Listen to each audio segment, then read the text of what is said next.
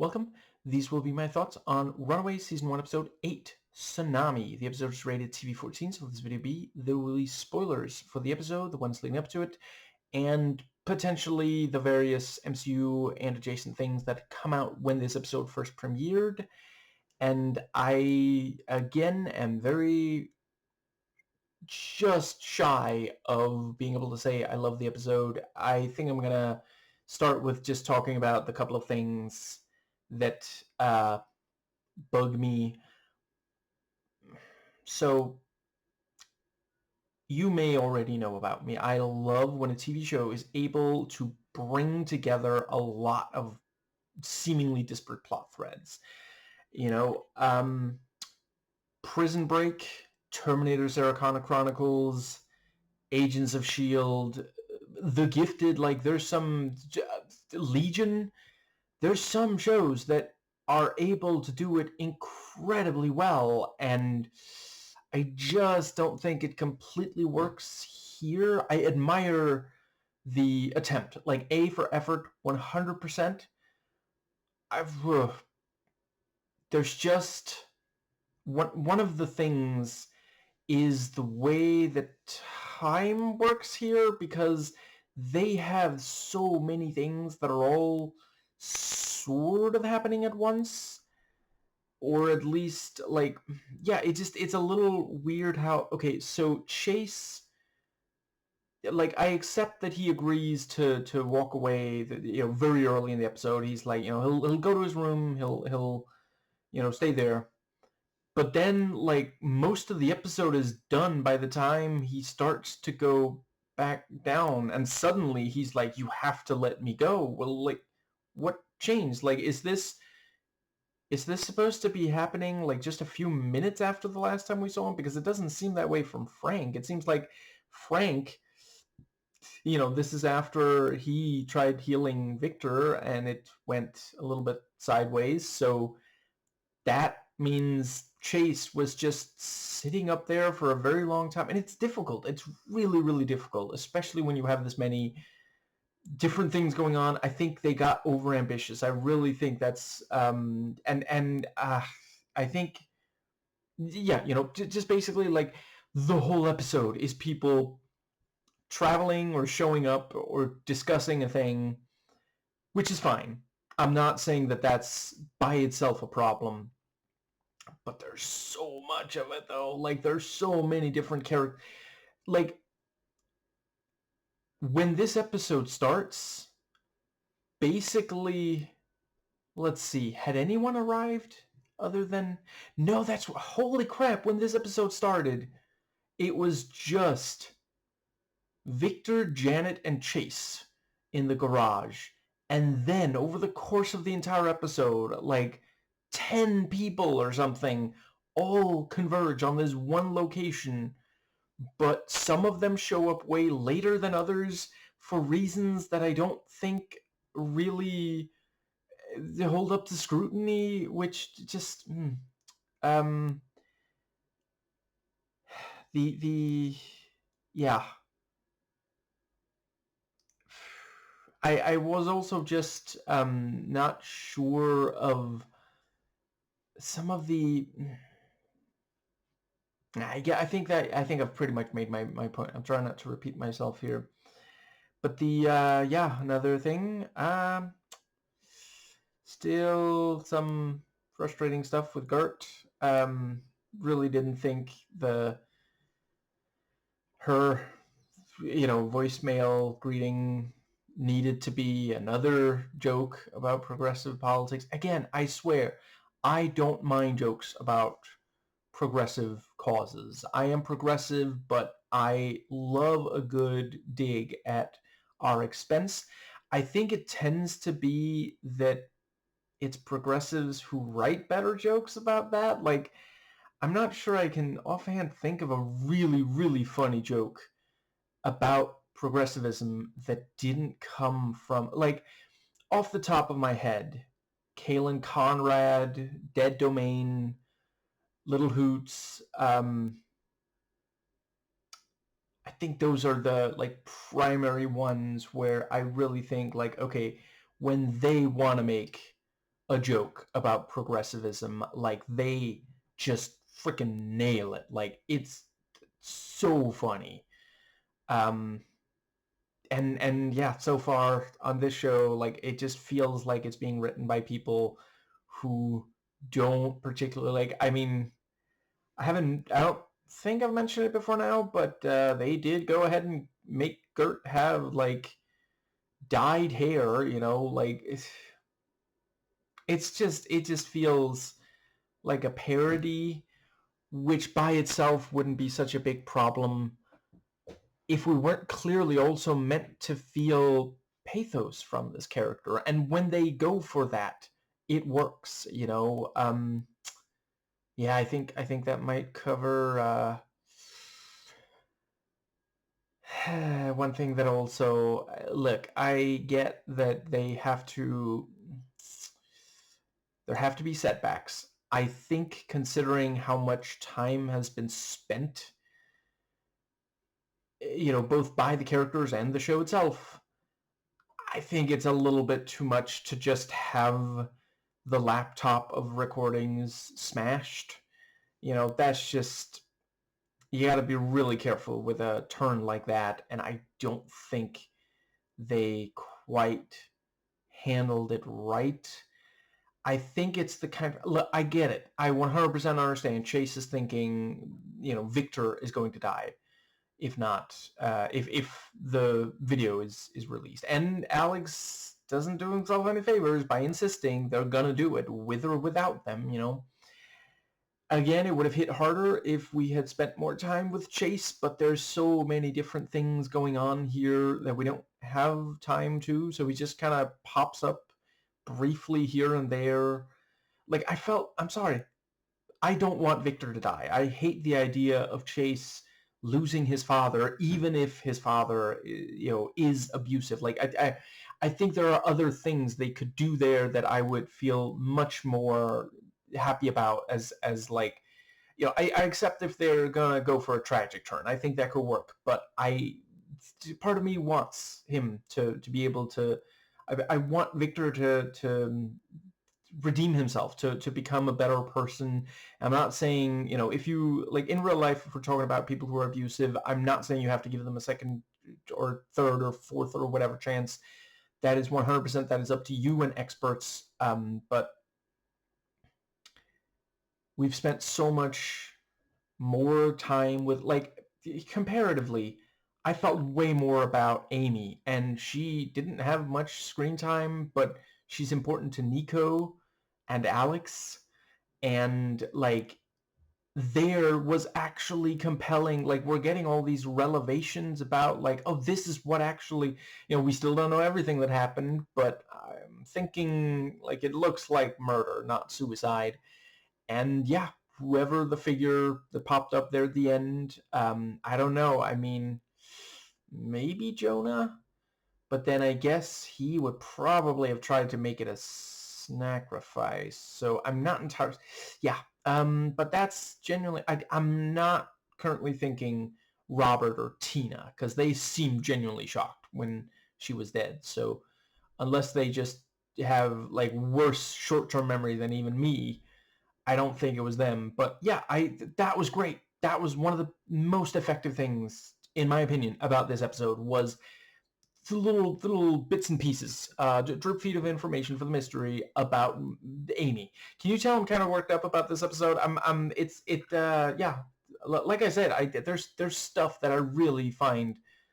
Maybe I didn't say that, but there's a lot I love about this episode. But yeah, that was really effective. But with Chase, like he spends so much of the episode in his room, and then he like drunk dials, you know, not really, but you know what I mean. Yeah, he tries calling Gert, doesn't happen. Tries calling Carolina, and then also like they show up, and ultimately like nothing really happened there. They just leave with no incident. They hide in Chase's room a little bit. Um, yeah, I mean Carolina tells Frank, "You're the only good one," and you know, seems like maybe she's going to tell him what's happening, but if she did, then certainly he doesn't act on the information in this episode, and it seemed like there was time to, so maybe she's gonna do that later. But there was good character stuff, but a lot of it didn't really rely on where the characters were. A lot of it was just like arguing, discussing. We can go with discussing. I thought it was decent the way that Pride is kind of tearing itself apart. Yeah, I think that pretty much covers the overarching sort of stuff. So this is definitely not going to be chronological, but yeah. So one of the first things was, the let's go with the garage, the car hole. They are the Wilders managed to get Chase to leave with Janet, and the I don't think that's something I have to deal with right now. It is not. Yes. Actually, I guess I'm not 100% certain if the microphone picked it up, but I just got a text. That's it. Automated thing, not a person. Anyway, the thing about I did like the thing that you see, Jeffrey, we are all very upset, including, and I don't want to make too much of an assumption here, but I think it is fair to say that the person right over there, who is not part of Pride, he's probably very upset.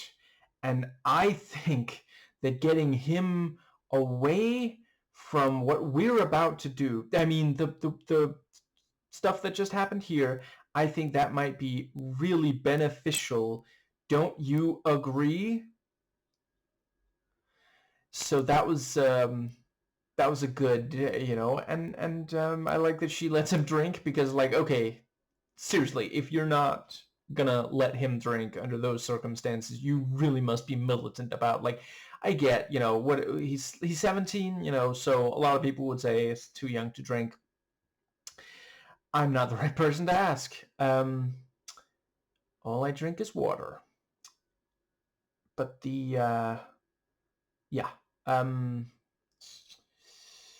let's see. I think that pretty much covers. I like the fact that Tsunami is the code to make sure they get the people there. They know that it's a big deal. I think the next thing was so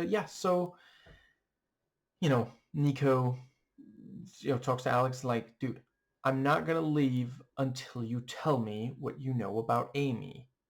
I've been very patient. I sat here for the entire week between episodes airing. I think I deserve answers. And I think that's the schedule. Whatever. Also, great job on by the actress. Granted, all I have to compare is that she did a good job playing Possum in that earlier episode. But no, seriously, she's great. I genuinely care about Amy. If they do more flashback stuff, I think that could. I could understand if they don't. We're eventually going to find out who it was that killed her, who she saw. He knows that what that means. But they did a really, really solid job. And it was indeed Star Wars Battlefront. They even bring up Endor. So, yeah. A, I was right about it. B, I maintain, would they really have played that in, like, 2015? Unless it's like, well, wait, had the new one come out? Or was that 2017? I haven't played the new ones yet, but it looked like the old ones, which I'm just saying, it was like 10 years old by the time, like, their parents are rich. I'm sure they can afford more recent games. It just feels like, I don't know, someone Oh, right. Disney owned Marvel by this point. It might be like uh, integration. Is that what it's called? Or is that what it's brand integration? I feel like that's the right term. But again, like 2015, like I'm pretty sure there were more recent, really popular Star Wars games. I just don't offhand. I'm not sure I've played one more recent than it. And again, they're amazing games. I have put dozens, possibly over 100 hours into both of those separately. They're freaking amazing. But that was, like upwards of 20. Well, no, 20. Maybe I was playing it in 2015. I'm just not sure that many other people were. Anyway, I think that does bring us past that on to yeah. The chemistry was good. I am not sure I can put words to exactly what it is, but they definitely did a thing or two. Maybe the hair to Alex to make him seem 2 years younger. I thought that worked fine. Maybe also the performance. Maybe he made it a little, seem a little younger. Is before, like, I mean, that was back when, you know, the only dead people in their lives were Molly's birth parents, and that was by then 8 years ago. So it's very credible that they're like that. And I like the detail that she's like, it's so slow. Don't blame the controller. And he's like, oh, it's not an antivirus. I think you got hacked. Yeah, there's like your keystrokes are being logged. And she just immediately knows that has to be Tina. And so she goes to tell, I want to say his name is Wyatt, which I guess she then told Alex, which that also felt weird. Like, she had the time to tell Alex that she told Wyatt.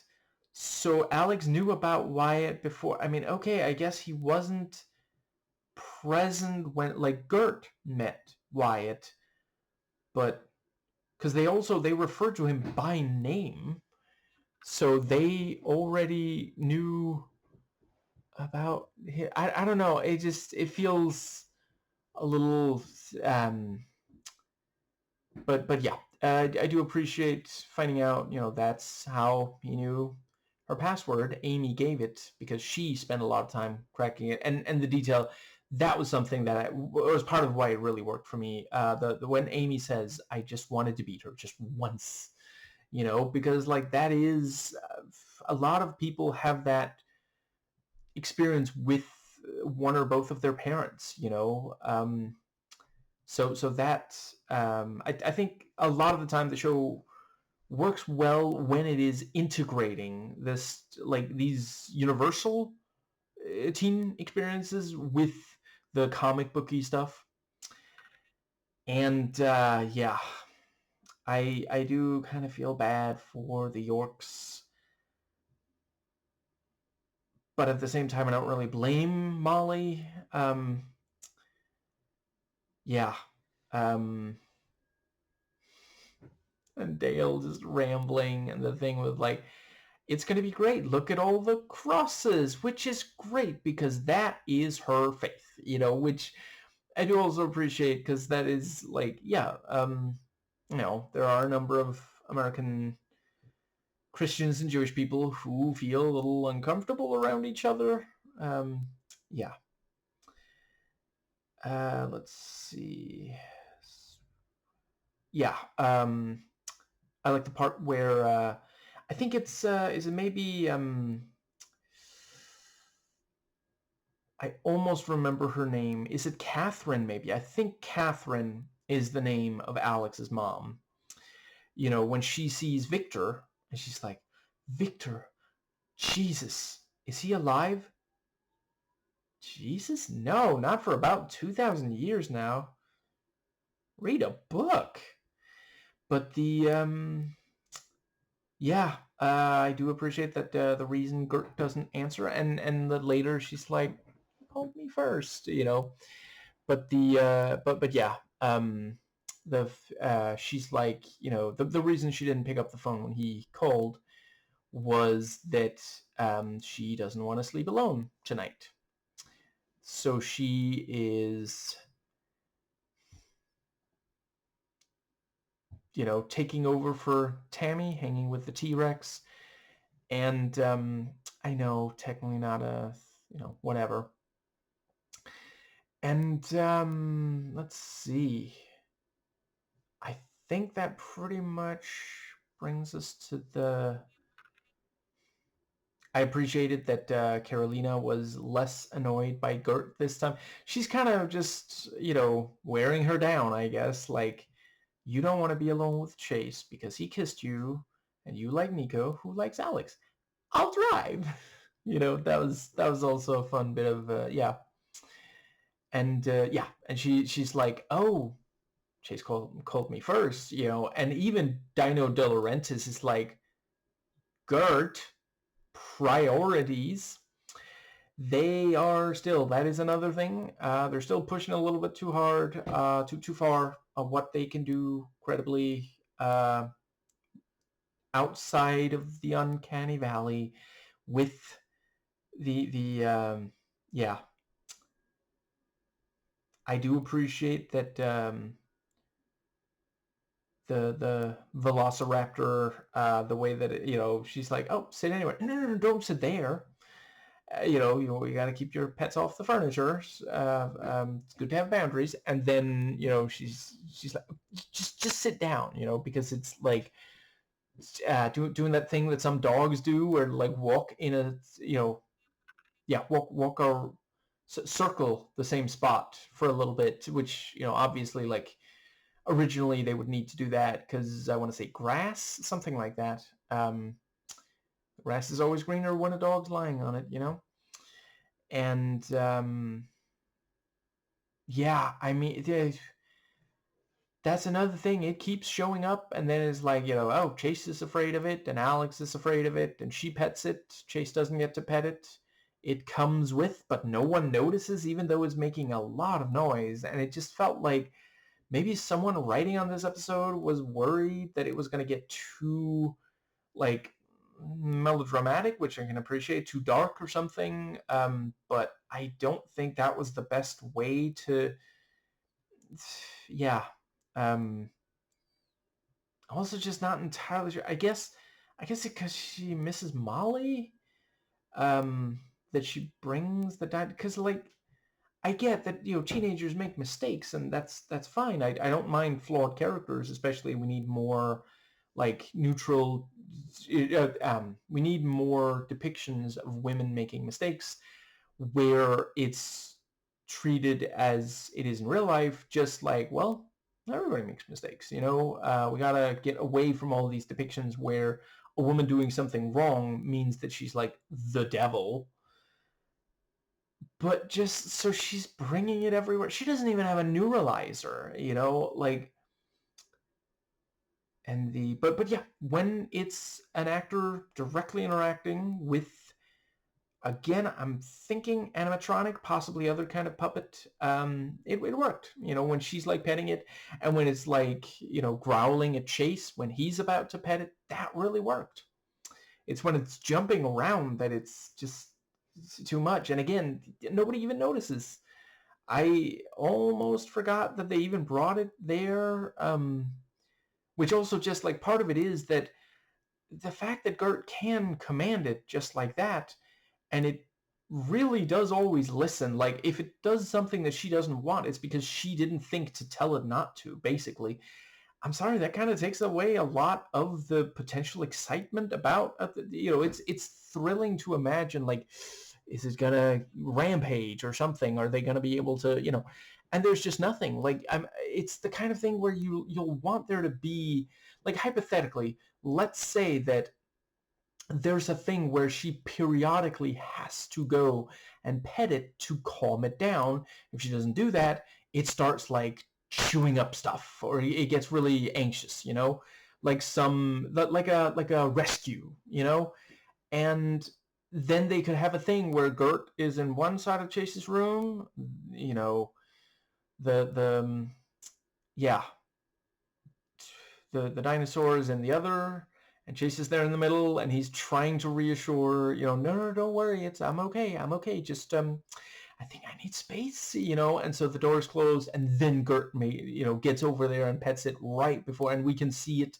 because they have, like, the animatronic, there's enough expression there. I feel, I can read what it's thinking, like I said, you could tell that it was like basically judging Gert when she's like getting excited about how she was Chase's first call. And yeah, I think I'm not going to go over, I'm not going to give you you don't need me to give you the play-by-play of the discussion in the garage. I thought it worked the way that um, I don't know. The thing about, you call it the Yorks, well, they are doctors. Well, we're not doctors. That was an okay joke. And yeah, once they actually start, dealing with it, it's like, well, what do you... I'm sorry, do you want me to say Victor or don't you?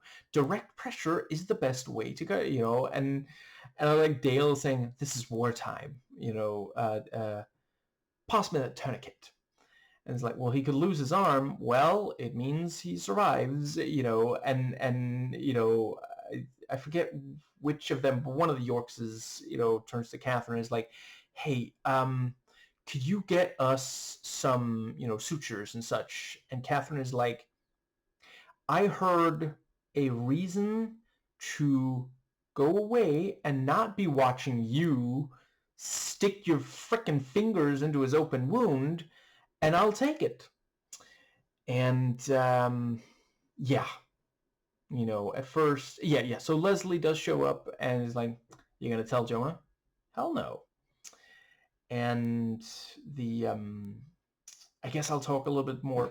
So Molly, the letter and the bonding, which also might be a little while before she gets to bond with Carolina again. That was also a good line. But yeah, the thing about, you have your mother's taste for spicy food, that's a nice moment, and she's like, have you ever had gefilte? Don't. It's like putting a dirty diaper in your mouth. I don't want to know how you know that. And yeah, let's see. I think that might, and I do also appreciate, they have very different food cultures, and yeah, the thing with the letter, she's like, well, my elephant isn't lost, it's right here, but it was lost once. I do have this key, and then she goes, and I like the little moment where they did a good job on there's just enough of a sense of danger there, those two people, yeah, I was thinking, are they following Molly? And then she like stands and like pretends to be looking at something, and then they just pass her. That was good. That was nice bit of tension and suspense, and the fact that we don't see what's inside the yeah, the locker that she opened. Yeah, honestly, I think the things that we still don't some of the stuff that worked the best was this mystery stuff. We saw the last text she got, but it's possible there's more on Amy's phone. Molly opens and, the locker, we don't see what's there. Let's see. Yeah, that was some of the stuff that worked the very best. I think I've already talked about the stuff that didn't work as well for me. Let's see. I feel like there's at least one more big thing that I really wanted to get into. Let's see. We have the thing. Yeah, it was a decent enough MCU style joke when she's like, "Oh, I better use my super strength to open the window." Oh, it's just there's a lock here. I'll just disable the lock and then leave. She's been there for like 10 minutes and she's already sneaking out. She's adjusting very nicely. And I guess that does, yeah, the various, the discussion, yeah, so, yeah, I guess, yeah, Jonah shows up, well, don't look at me, Tina. I knew you'd do the right thing, well, what else were we gonna do, and, yeah, so there's a couple of things there. I like the thing with, well, we can't exactly call the cops. The technically, you know, um, Janet shot her husband after he publicly said that she was having an affair with the gun that is registered to her lover.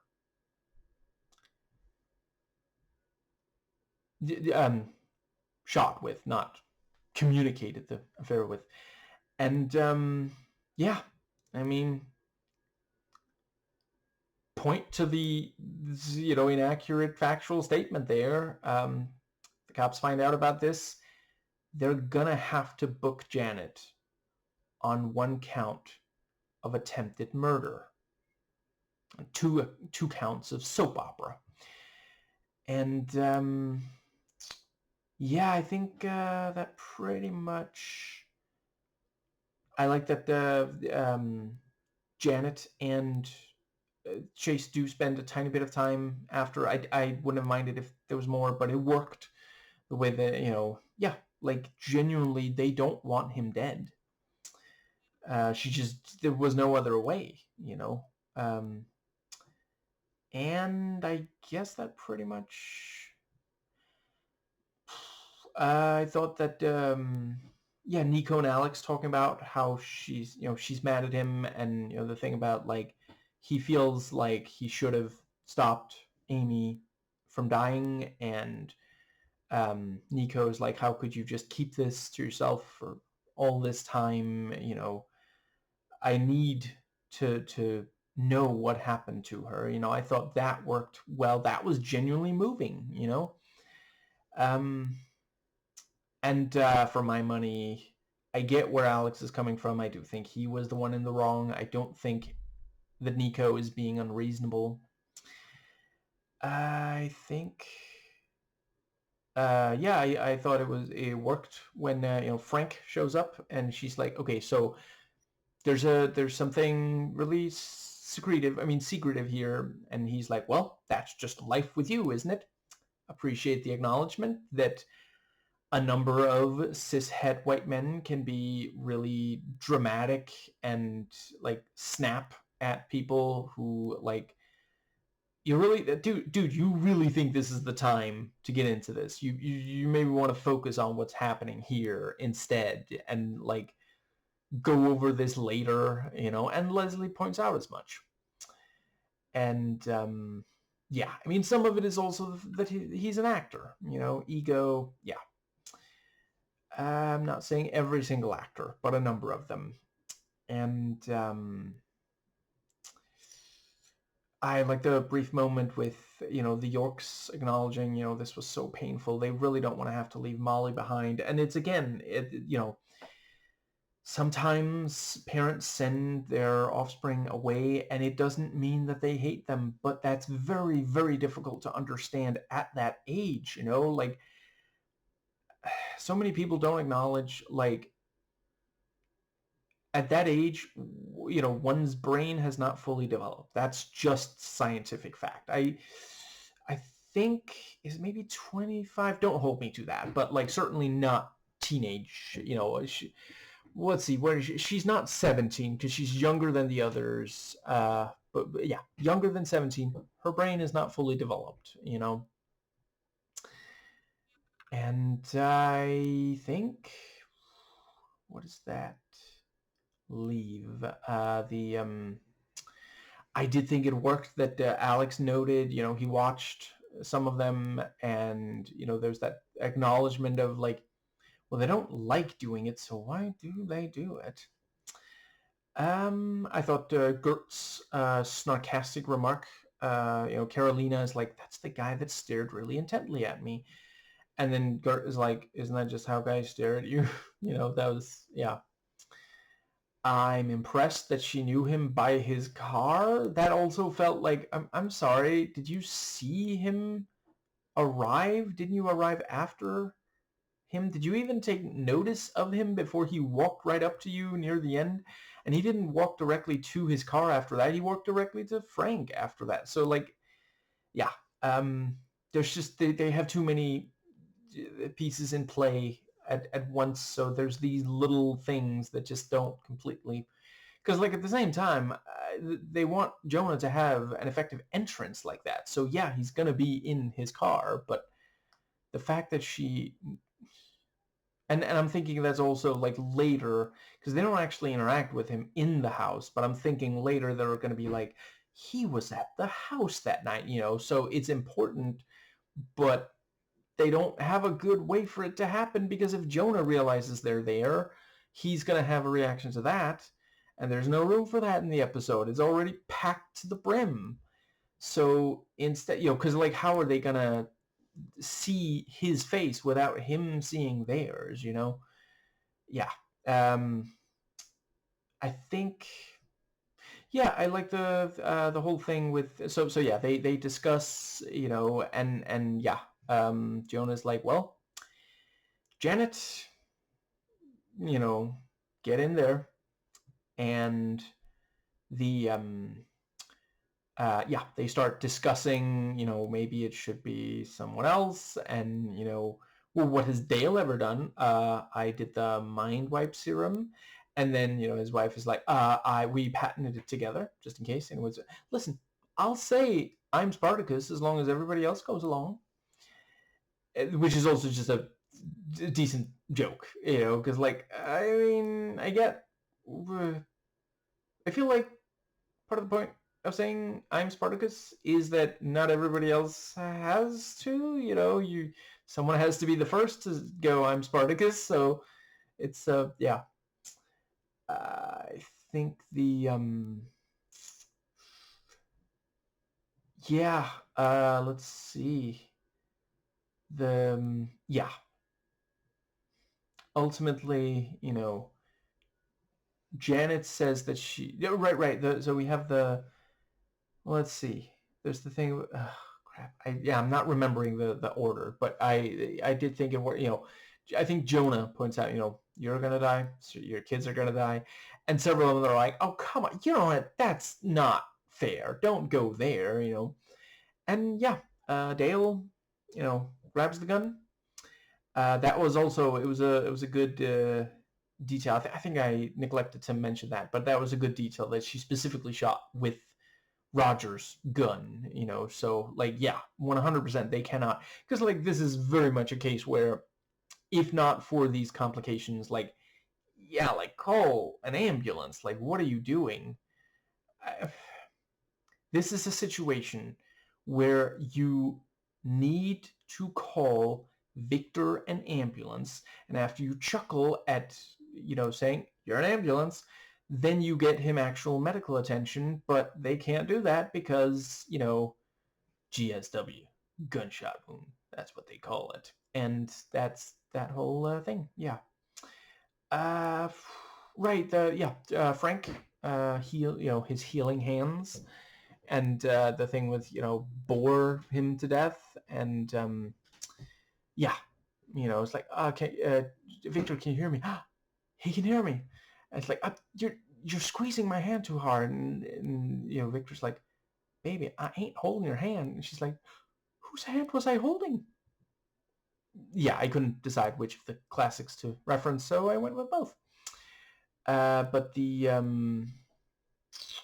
I did think, it's one of those things, like, for one thing, it gives a brief boost to like, we need, there has, it's American TV, there needs to have streaming, every so often there needs to, that's their opinion, at least, man, there needs to be something exciting every so often, so we have that, and it's also the kind of thing of like, yeah, we think, well, healing hands from, because we saw it help the guy with the, who was like, also dying.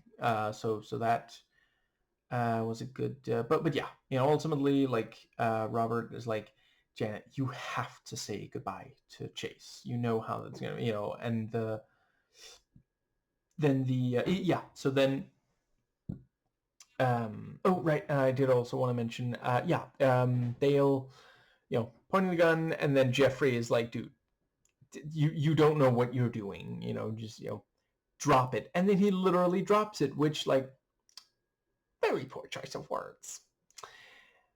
And the yeah, um, I like one of them saying, "Who does that?" after he literally does drop it, and like it's hot, and yeah, so, the thing, so Janet goes, and yeah, the thing about, I have to say goodbye to my son. Absolutely not. Wow. If we didn't already know that Jonah was like, holy crap, like I get the time is of the essence, but you don't want to break it to her just a little bit gently, or say, okay, but it has to be very brief, and of course it is also that thing about like, yeah, Jonah is worried that she's going to tell on him, and that's, of course, like, because that's the thing, if Jonah wasn't doing the stuff that he has to keep secret, it would have been like, okay, but you have to be quick about it, but yeah, let's see. I appreciate that little, they don't make a huge deal out of it, but there's a little bit of a moral lesson there. Yeah. Then the thing about, you know what, Janet, you don't have to do it because Roger is about to do it, and yeah, he manages to get in, but then, Tina stops it. And I did also think that that worked, the way that, so he's basically thinking this is a way for him to redeem himself, for him to restore honor, and she's thinking, there's no way that she's going to let him die for this. She does still love him, and the brief bit where they speak Japanese to each other. Also, like when I want to say it's Spanish. It's been a while, but I believe it's Spanish that's being spoken between Molly and, I do not remember her name. I'm sorry. And let's see. Yeah, Tina uses the wand to destroy the other thing, which means, what are they gonna do about Victor now? And they're, like, there's a chance it's gonna heal him, but without a sacrifice, no guarantee. And that's again a good, you know, they're doing a good job of gradually like evolving these things, because like, yeah, there were little signs that he was dying from the start of the season. So, now he's been shot and they have this, ER themed episode, and then yeah, like by the end it's still, we don't know, but we got like good character stuff along the way, and like, yeah, the affair is followed up on, and right now that is very important. And with Victor, it's one of those things, like, as long as they keep him on the board, they don't have to, do something definitive with him. It's enough to have, and that's again a place where the episode can derive some sense of tension, because again, not an awful lot really happens overall, which I've said what I had to say about. Yes, I think that pretty much. Let's see, what is that? Yeah, I like the thing about how, so yeah, Leslie is about to attack Tina, I think it is, and Jonah, he's like, nobody enjoys a good cat fight more than me, and I would love to see the two of you go at it, but maybe not right now. Just, I'm so glad that Julian McMahon got to do stuff like this. He's just inimitable. And I think that pretty much, where does that, let's see. So we have the, uh, what's left? Yeah, that pretty much covers it. Yeah, I think I've pretty much said what I had about the a bit of Chase smashing the laptop. And yeah, I'm looking forward to finding out more about, is Carolina going to tell Frank, and how is he going to react? Because, like, yeah, right now he really doesn't know very much about it. And yeah, like, very much Carolina was, she still does trust Frank. She knows he's not part of Pride, and yeah, like, who else, what other adult does she right now feel like she can trust? She can trust the other of the six. Although I guess with Molly elsewhere it's five now, but I don't know. I guess maybe the dinosaur is a honorary member. The raptor that did not follow the call of the shadows, and yeah, I don't know, I guess it does a decent enough job playing hide and go seek. I think that more or less. Let's see.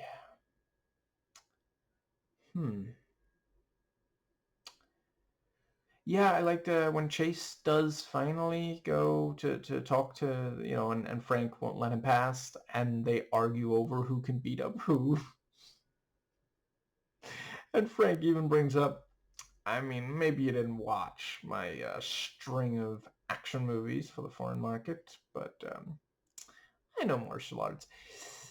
Do you though, or do you know, like, movie martial arts? Which is not nothing, to be clear, but if there's like a fight, I know who my money's on.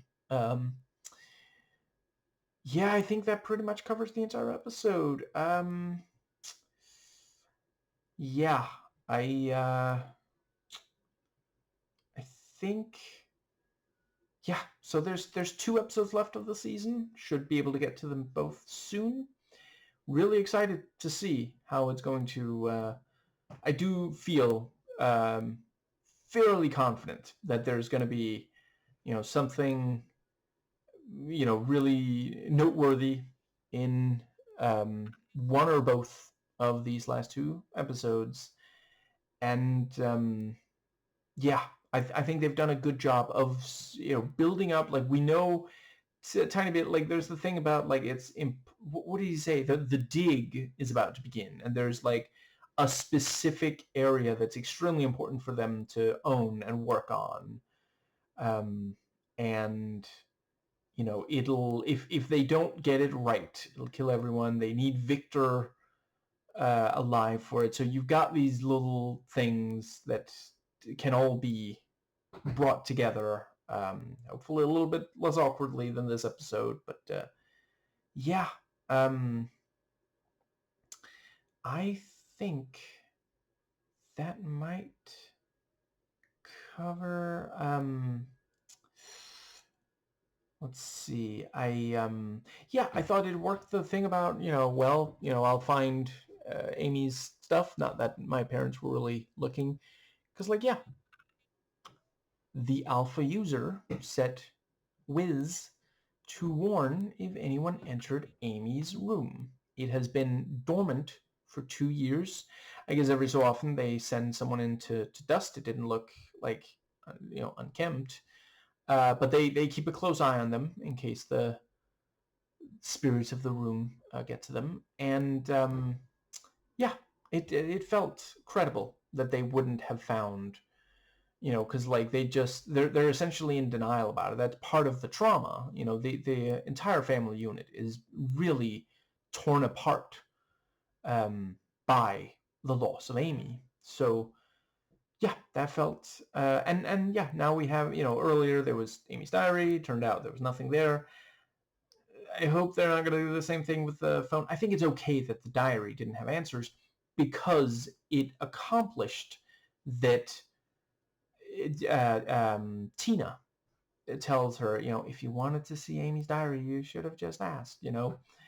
So that means that she realized the book was gone, which, some of us did theorize. She's gonna notice that, but instead of being mad, which is what Nico and we were expecting, she's like, we can do this together. Just like, you know, we'll go at your pace. Just, let me in. That's all. And I wouldn't rule out that this might be a thing where she's not going to be okay with it. And yeah, there's several mysteries. I'm not sure they're going to reveal everything by the end of the season finale, but maybe there'll be some major thing that'll lead into, because there are 2 more seasons after this one. But yeah, I think overall they're handling that pretty well. Yeah. I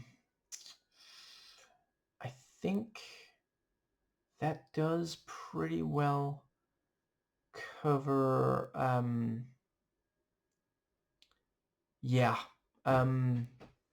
So when Nico, shows up, you know, her and Alex talk briefly about the videos, and he says it's the worst thing I've ever seen.